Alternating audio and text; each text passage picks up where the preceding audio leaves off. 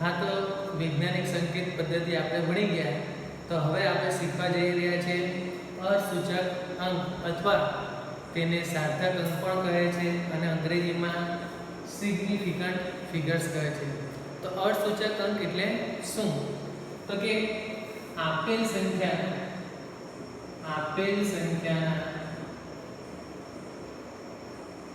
ચોક્કસ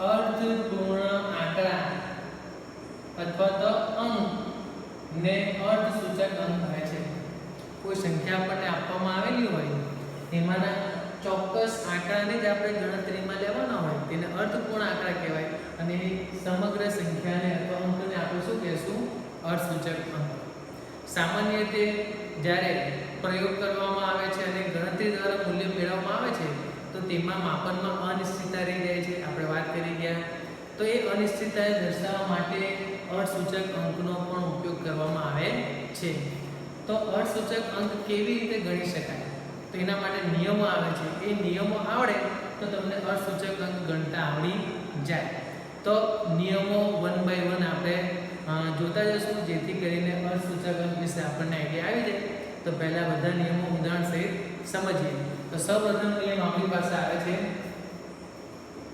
કે શૂન્ય સિવાયના બધા જ અંક અર્થસૂચક અંક ગણાય છે દાખલા તરીકે વાત કરું કે હું કોઈ સંખ્યા લખી નાખું 285 તો આમાં પૂછવામાં કે ભાઈ આમાં અર્થસૂચક અંક કેટલા છે તો આમાં શૂન્ય તો દેખાતા નથી 285 તો કુલ કેટલા આંકડાની સંખ્યા 3 આંકડાની તો એનો મતલબ આમાં તમારી પાસે અર્થસૂચક અંક કેટલા થવાના 3 થવાના માની લો કે હું આવું લખી નાખું 28.5 તો પણ આપણી પાસે અર્થસૂચક અંક કેટલા થવાના 3 જ થવાના એટલે શૂન્ય સિવાયના શૂન્ય એવા જ નથી શૂન્ય સિવાયના જેટલા પણ આપણી પાસે અંક આવેલા હોય એ બધા જ અંક શું કહેવાશે અર્થસૂચક અંક કહેવાશે દાખલા તરીકે બીજી એક આપણે વાત કરીએ 112.5 તો આમાં કેટલા અર્થસૂચક અંક છે 1 2 3 અને 4 તો આ અર્થસૂચક અંકની સંખ્યામાં કેટલી થઈ હશે 4 થઈ હશે તો શૂન્ય સિવાયના બધા જ અંકને આપણે શેમાં ગણીશું અર્થસૂચક અંકમાં ગણીશું આ આપણો પહેલો નિયમ છે ચાલો ત્યારબાદ બીજા નિયમની વાત કરીએ કે દશાંશ ચિહ્નની આગળ અને દશાંશ ચિહ્નની પાછળ શૂન્ય આવેલ હોય તો તેને અર્થસૂચક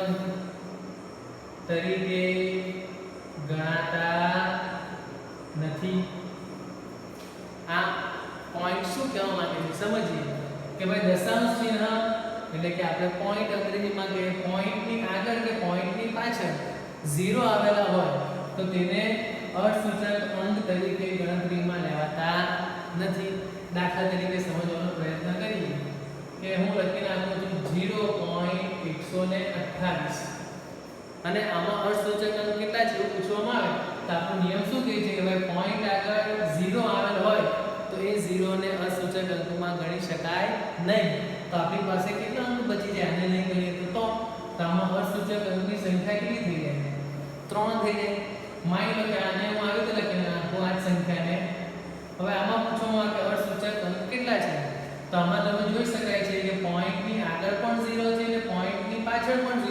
છે એટલે કે દશાંશ ચિહ્નની આગળ અને પાછળ 0 આવે છે તો તેને અર્થસૂચક અંકમાં લઈ શકાતા નથી તો આમાં બી આ જ 3 અંક બચી જવાના એટલા માટે અર્થસૂચક અંકની સંખ્યા કેટલી થઈ જશે આમાં 3 થઈ જાય માની લો કે બીજું ઉદાહરણ લઈ લઉં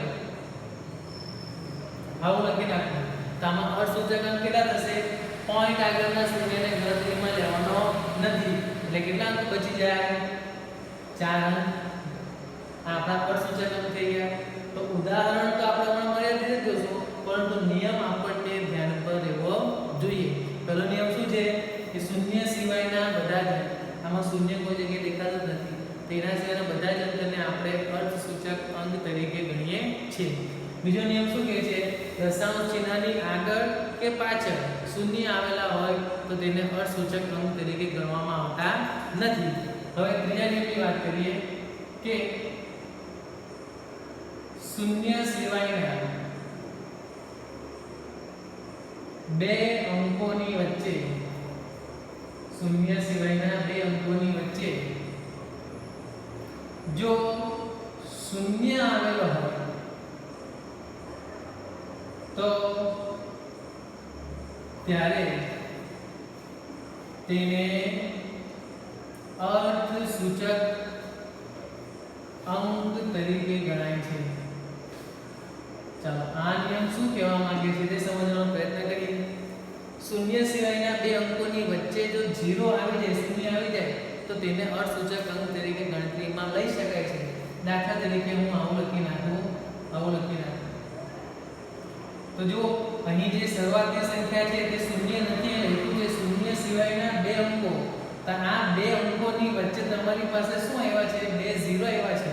તો શૂન્ય સિવાયના બે અંકોની વચ્ચે જો શૂન્ય આવી જાય તો તેને અર્થસૂચક અંક તરીકે ગણતરીમાં લેવા પડે છે. એટલે આમાં અર્થસૂચક અંકની સંખ્યા કેટલી થઈ જશે, 1 2 3 અને 4 થઈ જાય. માની લો બીજું ઉદાહરણ લખી નાખીએ. આ રીતે લખી નાખીએ. કે ભાઈ આમાં અર્થસૂચક અંકની સંખ્યા કેટલી છે, 50.03 લખ્યું છે. ભલે અહીં દશાંશ ચિહ્ન આવે છે પરંતુ બે 0 ક્યાં આવે છે, બે અંકની વચ્ચેના ભાગમાં અંદર આવે છે, બે અંકની વચ્ચે. તો એટલા માટે બંનેને આપણે અર્થસૂચક અંક તરીકે ગણશું. એટલે આમાં અર્થસૂચક અંકની સંખ્યા કેટલી થવાની છે, 4 જ થવાની છે. આવું કોઈ ઉદાહરણ લઈ લઈએ. માની લો 10.1 લખ્યું તો આમાં અર્થસૂચક અંકની સંખ્યા કેટલી થશે, તો કે 0 એ બે અંકની વચ્ચે આવે છે, એને ગણતરીમાં લેવું પડશે. તો આમાં અર્થસૂચક અંક કેટલા થઈ જવાના, 3 થઈ જવાના. તો આ 3 નિયમને પહેલા નોટ ડાઉન કરી લઈએ, પછી બીજા નિયમો ઝડપથી આપણે જોઈ લઈએ.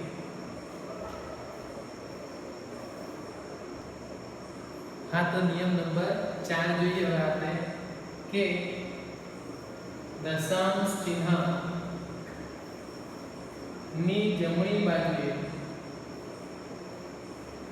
દશાંશ ચિહ્નની જમણી બાજુએ અંક આવેલો હોય અને તેની પાછળ શૂન્ય લાગેલો હોય, તો તેને અર્થસૂચક અંક તરીકે ગણાય છે. શું કહેવા માંગે છે, આ સમજવાનો પ્રયત્ન કરીએ. દશાંશ ચિહ્નની જમણી બાજુએ કોઈ અંક એટલે સંખ્યા આવેલો હોય અને તેની પાછળ શું લાગેલા હોય, 0 લાગેલા હોય, તો તે 0 ને અર્થસૂચક અંકમાં ગણવામાં આવે છે. દાખલા તરીકે આપણે લખી નાખીએ 0.200. તો આમાં કેટલા અર્થસૂચક અંક છે, તો નિયમને જ્યારે યાદ કરીએ આગળના નિયમને બી કે ભાઈ પોઈન્ટ આગળ શૂન્ય આવેલો હોય તો તેને અર્થસૂચક અંકમાં ગણી શકાતા નથી. પરંતુ આ નિયમને વાત કરીએ કે ભાઈ પોઈન્ટ એટલે કે દશાંશ ચિહ્નની જમણી બાજુએ કોઈ અંક આવેલો હોય અને તેની પાછળ શૂન્ય લાગેલો હોય તો તેને અર્થસૂચક અંક તરીકે ગણવામાં આવે છે. આ નિયમ પ્રમાણે તો બેની પાછળ જે આ બે 0 લાગ્યા છે તેને અર્થસૂચક અંકમાં ગણવું પડશે. પોઈન્ટની આગળના આ 0 ને ગણાશે નહીં. એટલે આપણી પાસે અર્થસૂચક અંકની સંખ્યા કેટલી થવાની, 3.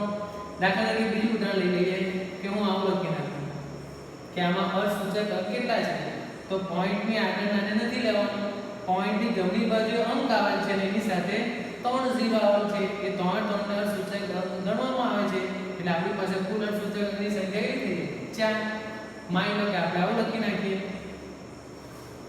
કે આમાં કેટલા અર્થસૂચક અંક છે, તો આ તો ગણાશે નહીં, 1 2 3 4 ને 5. એનો મતલબ કે પોઈન્ટ પછી સંખ્યા આવેલ હોય ને એની પાછળ જો 0 લાગેલા હોય તો તે 0 ને અર્થસૂચક અંકમાં ગણવામાં આવે છે. હવે આના પછીનો નિયમ જોઈએ, નિયમ નંબર 5 કે પૂર્ણાંક સંખ્યાના દશાંશ ચિહ્ન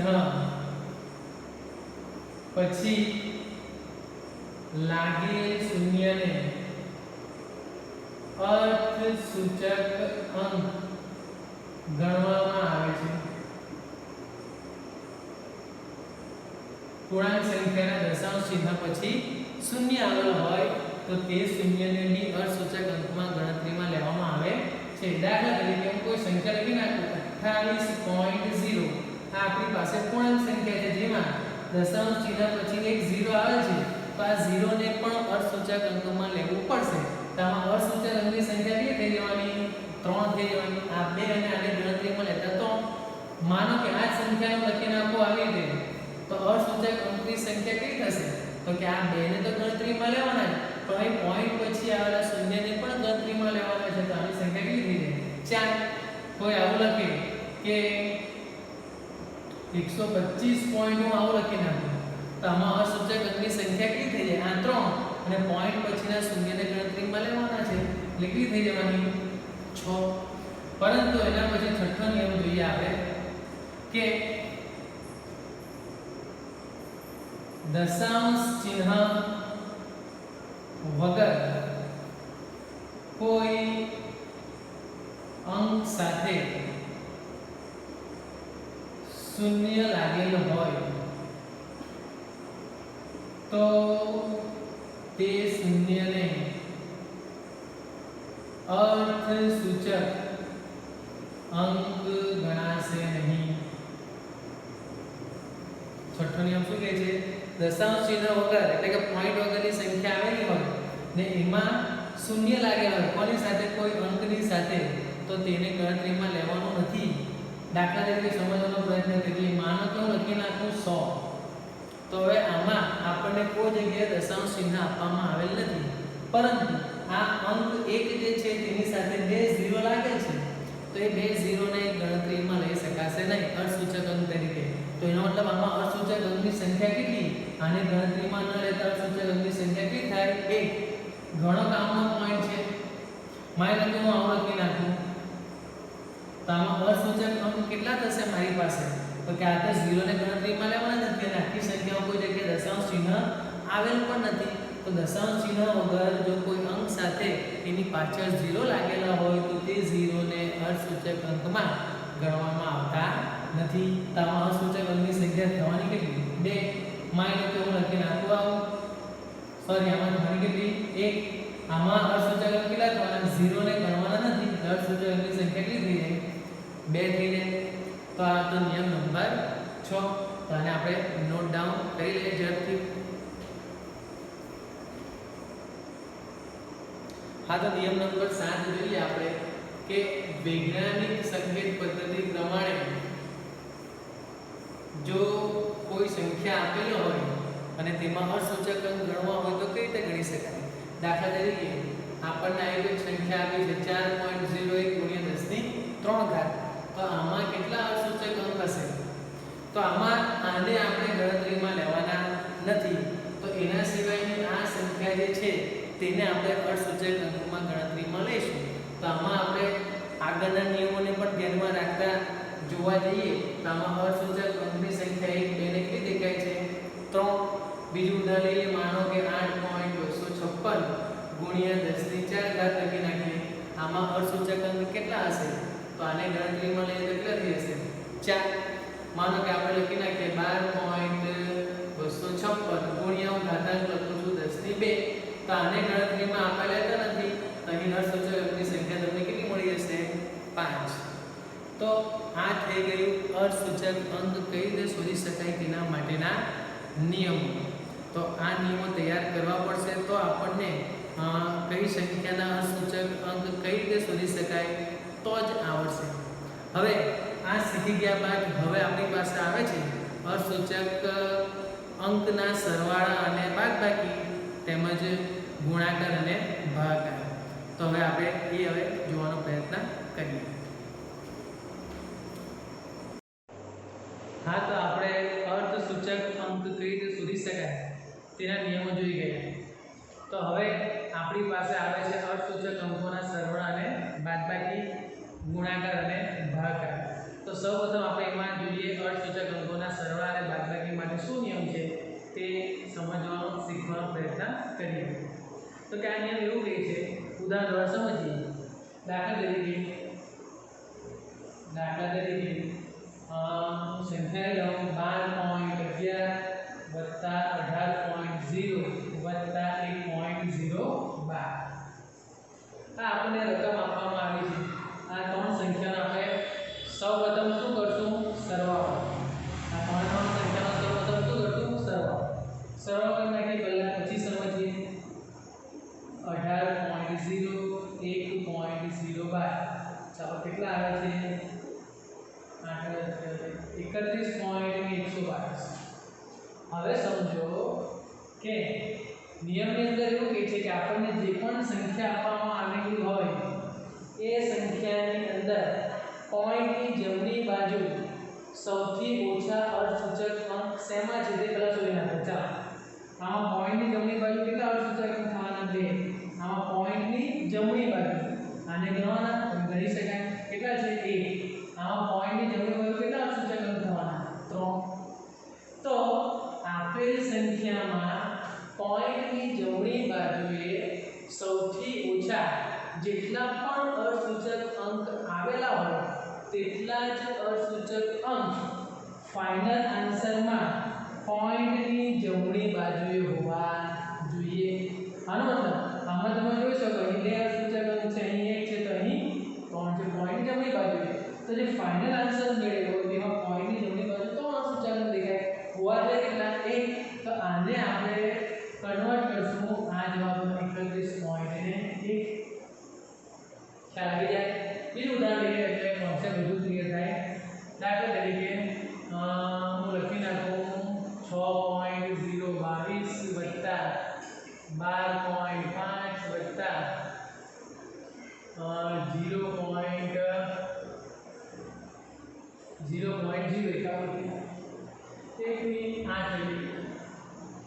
તો સૌપ્રથમ તો આપણે શું કરશું? સંખ્યાનો સરવાળો.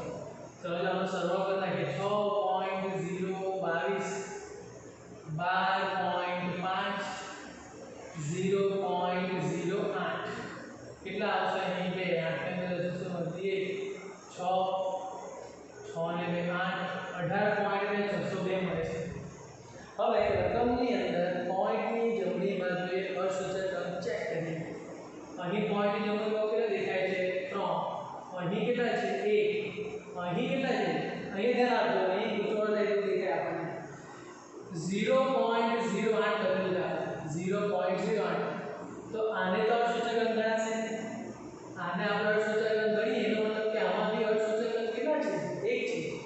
તો આનો અર્થ એવો થયો કે સરવાળો કરતા જે ફાઇનલ આન્સર આવશે તેમાં બી પોઈન્ટની જમણી બાજુ કેટલા અર્થસૂચક અંક હોવા જોઈએ? 1 જ. તો આનો આન્સરને આપણે લખીશું કઈ રીતે? 18.6.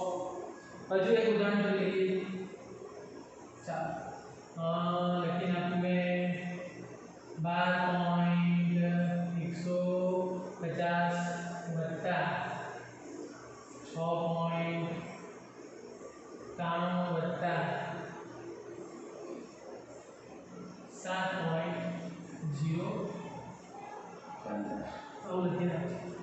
તો પહેલા શું કરીશું? આનો સરવાળો કરી નાખીએ. જે સામાન્ય રીતે સરવાળો કરીએ તે રીતે સરવાળો કરવાનો છે. 7.015 કેટલા આવશે? 5 5 ને 3 8 ને 9 ને 10 વધીએ 6 ને 3 9 ને 7 16 વધીએ 16.095 કેટલા આવે છે? 16.095. ચાલો આ આપણો ફાઇનલ આન્સર આવ્યો. હવે રકમની અંદર ચેક કરીએ આપણે.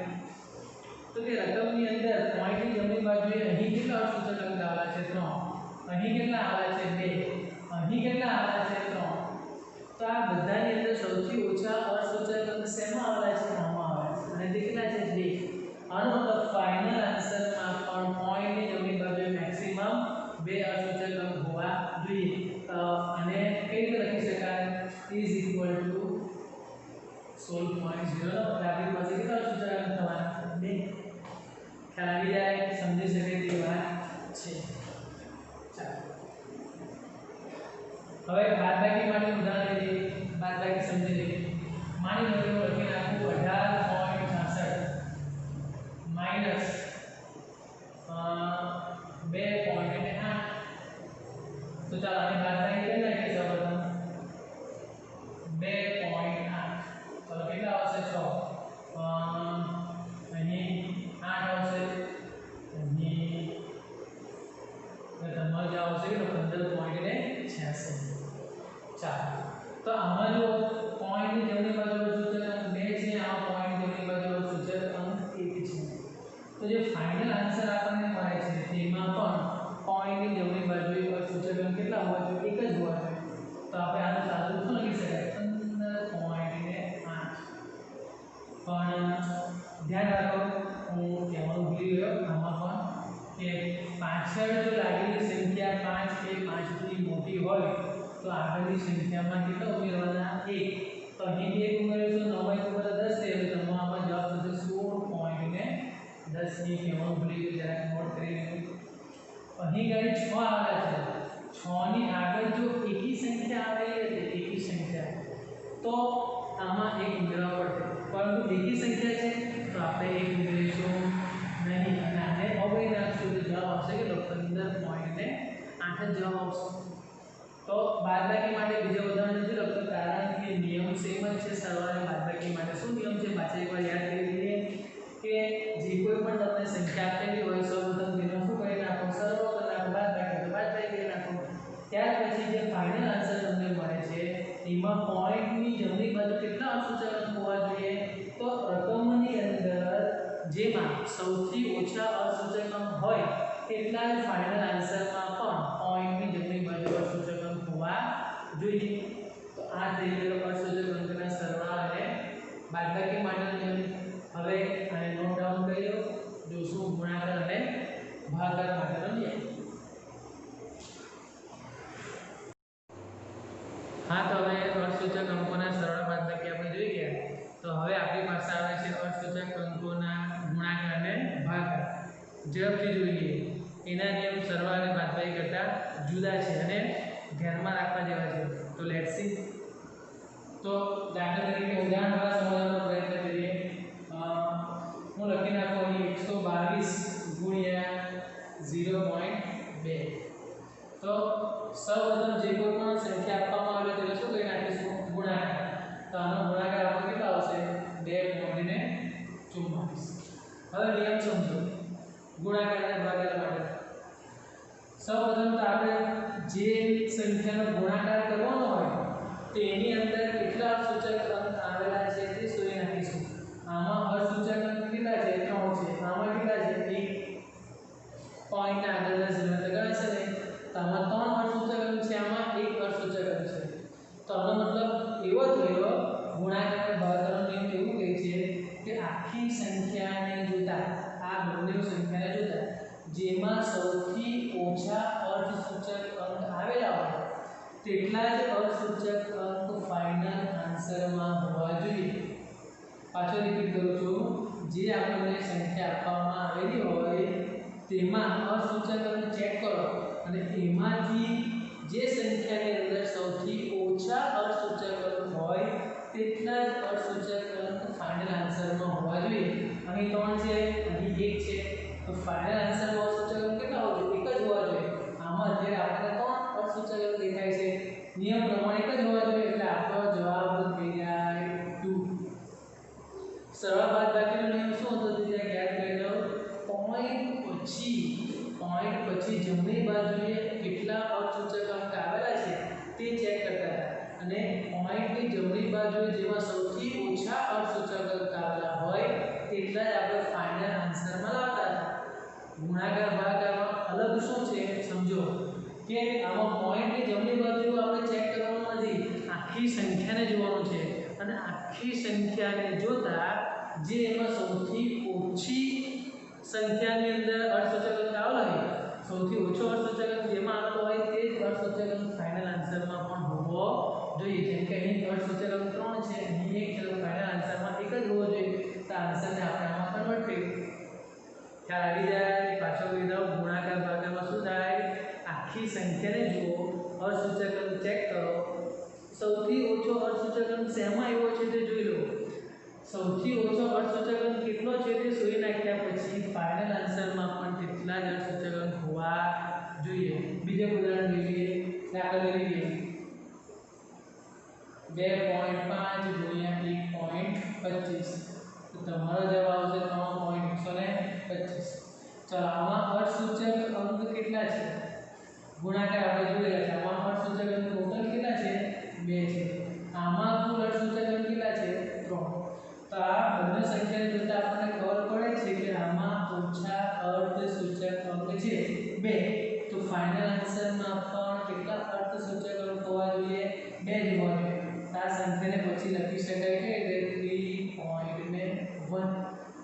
આમાં 2 છે તો ફાઇનલ આન્સરમાં પણ કેટલા હોવા જોઈએ 2 આ થઈ ગઈ શાની વાત આપણે ગુણાકારની વાત કરીએ ભાગાકારનું ઉદાહરણ લઈએ દાખલા તરીકે 36.48 ભાગ્યા 12 તો આનો જવાબ આવે 3.04 તો આમાં ચેક કરીએ અહીં અર્ધસૂચક અંક કેટલા છે 4 અહીં કેટલા છે 2 છે તો આ બેમાં ઓછા અર્ધસૂચક અંક કેવા છે અહીંયા કેટલા છે 2 તો ફાઇનલ આન્સરમાં પણ અર્ધસૂચક અંક કેટલા હોવા જોઈએ 2 જ હોવા જોઈએ અહીં કેટલા છે 3 તો આપણે 2 જ હોવા જોઈએ તો આનું સાદુરૂપ શું થઈ જાય 3.0 આ છે ગુણાકાર ભાગાકારની વાત ચાલો એક એવી સંખ્યા લઈએ જેનો સરવાળો અને બાદબાકીનો નિયમ જોઈએ અને સાઈડ બાય સાઈડ ગુણાકાર ભાગાકારનું ઉદાહરણ જોઈએ તારે કે આ સંખ્યા લઈએ આ સંખ્યા લઈએ આપણે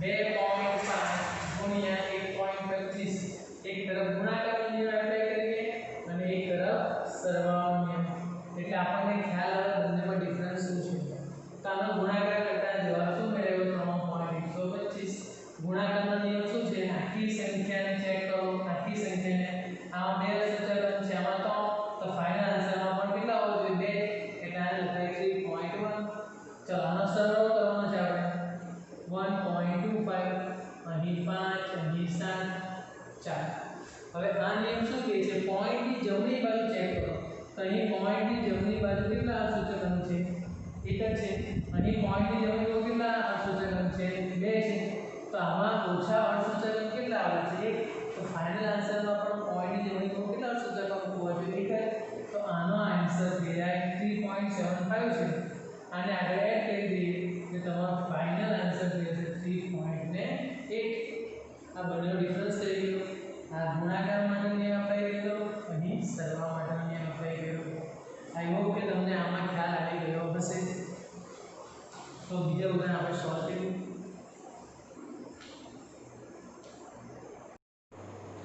હા તો બચ્ચો આપણે બધા નિયમ ભણી ગયા તો હવે એ નિયમ પર આધારિત ઉદાહરણ આપણે સોલ્વ કરી જોઈએ એટલે આપણને ખ્યાલ આવે ચાલો આની અંદર અર્ધસૂચક અંક કેટલા છે આપણી પાસે નિયમ શું કહે છે પોઈન્ટની આગળ 0 આવેલો હોય પોઈન્ટની આગળ અને પાછળ તેને ગણતરીમાં લેવામાં આવતા નથી તો આ 0 ને કઈ નાખીએ તો આપણી પાસે અર્ધસૂચક અંક આમાં કેટલા આવી જાય 2 આમાં અર્ધસૂચક અંક કેટલા હશે 0 વચ્ચે આવેલો છે ગણતરીમાં લેવું પડશે કેટલો થશે તો આમાં 2 0 આવ્યા છે ક્યાં 2 અંકની વચ્ચે એટલે ગણતરીમાં લેવું પડશે કેટલા થઈ જશે અર્ધસૂચક અંક 4 આમાં અર્ધસૂચક અંક કેટલા થશે આ 3 ને આ 3 6 કેમ છો પોઈન્ટ પછી જમણી બાજુ 0 આગળ હોય તેને ગણતરીમાં લેવાય છે પોઈન્ટ પછી આમાં કેટલા અર્ધસૂચક અંક છે તો 500.0 એટલે આમાં દીધા 3 ને કેટલા 4 આમાં અર્ધસૂચક અંક કેટલા છે 4 અને 1 5 હવે અહીં ધ્યાન આપજો અહીં અર્ધસૂચક અંક 3 જ છે કેમ તો આપણી પાસે અહીં પોઈન્ટ પછી 0 આવેલ નથી અહીં આની સાથે જ પોઈન્ટ વગર 0 જોડાયેલ છે તેથી આ ત્રણેય 0 ને અર્ધસૂચક અંકમાં ગણીશું નહીં એટલે આપણો અર્ધસૂચક અંક કેટલા થઈ જશે 3 ચાલો અહીં ગુણાકાર આવે છે આ બે સંખ્યાનો ગુણાકાર 0.744 આવશે ગુણાકારનો નિયમ શું છે આખી સંખ્યા ચેક કરો અને એમાં સૌથી ઓછા અર્ધસૂચક અંક શેમાં છે તે શોધો આમાં અર્ધસૂચક અંક કેટલા છે 2 આમાં કેટલા છે આમાં બી 2 છે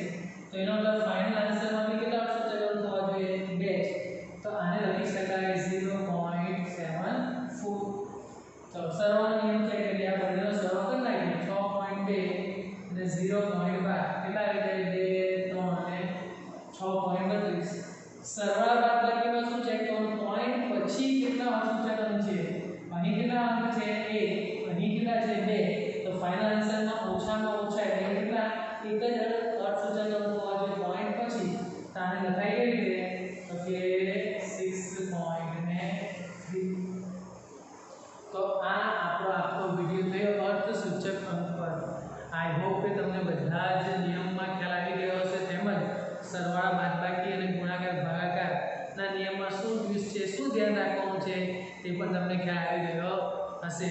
તો વિડીયો કમ્પ્લીટ જોજો અને stay connected with PSP part. Okay.